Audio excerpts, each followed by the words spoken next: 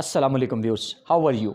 उम्मीद नहीं, यकीन है आप बिल्कुल ठीक होंगे, क्योंकि हमेशा की तरह मेरी दुआएं मेरे व्यूअर्स के साथ हैं और आपकी दुआएं भी यकीनन मेरे साथ होंगी। तो चलते हैं आज के टॉपिक की तरफ। आज हम डिस्कस करेंगे difference between each and every.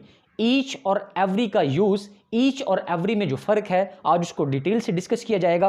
कहीं मत जाइएगा, चैनल को लाइक, शेयर और सब्सक्राइब करना भी मत भूलिएगा। तो सबसे पहले, ईच और एवरी दोनों एक ही मीनिंग के लिए इस्तेमाल किए जाते हैं, लेकिन ईच की निस्बत एवरी ज़्यादा ताकतवर होता है, एवरी ज़्यादा पावरफुल होता है, क्योंकि ईच में महदूद नंबर्स होते हैं, महदूद नाउन्स होते हैं, लिमिटेड नाउन्स होते हैं।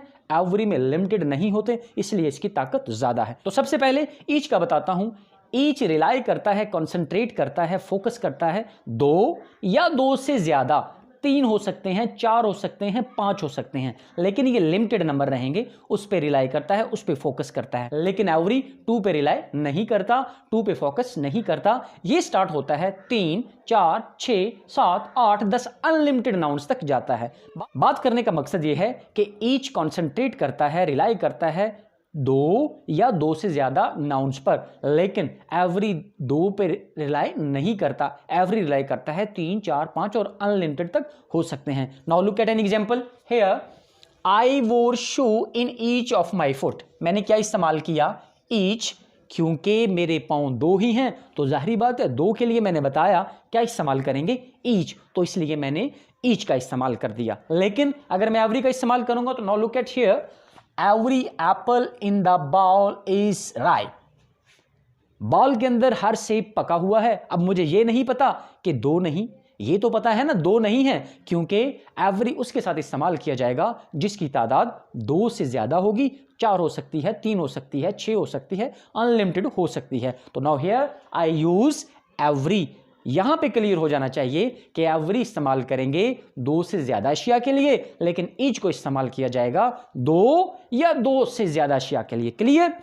हम सादा अल्फाज में ये कह सकते हैं, ईच में हद बंदी है, एवरी में हद बंदी नहीं है। Now at second point, individual and total group. Each focus करता है, ईच कंसंट्रेट करता है इंडिविजुअल्स पे, और एवरी इंडिविजुअल पे फोकस नहीं करता। एवरी टोटल ग्रुप की बात करता है, टोटल नंबर्स की बात करता है। मिसाल के तौर पर मैं कहता हूं, each teacher of my school, each teacher of my school is creative. मतलब क्या है? हर इंफरादी टीचर की बात हो रही है, मेरे स्कूल का हर टीचर क्या है? क्रिएटिव है। अगर मैं ये कहता हूं, every teacher of my school is creative, every business owner is clever, तो इसका क्या मतलब है? सबकी बात हो रही है। ईच में इनफरादी की बात हो रही है और एवरी में इनफरादी की बात नहीं होती, एवरी में ओवरऑल को लिया जाता है। Clear? Now look at an example, each teacher of my school is clever. Clear? Each teacher, याद रखेंगे, इस जेस्चर को भी याद रखिएगा। Each teacher, every teacher. Clear? Each teacher of my school is clever, every business owner is clever. Clear? तो यहां पे एक और बात हमारे सामने आई, चाहे ईच का इस्तेमाल करें चाहे एवरी का इस्तेमाल करें, दोनों में वर्ब हमेशा कौन सी यूज होगी? Singular. Now look at here, each teacher of my school is, तो this one is singular verb. Every business owner is clever, मैंने क्या देखा? ईच में भी और एवरी में भी जो वर्ब आई वो कौन सी आई? Singular. Clear? Number third point is plural of each and every. तो याद रखें, ईच क्या है? प्रोनाउन भी है, और ईच क्या है?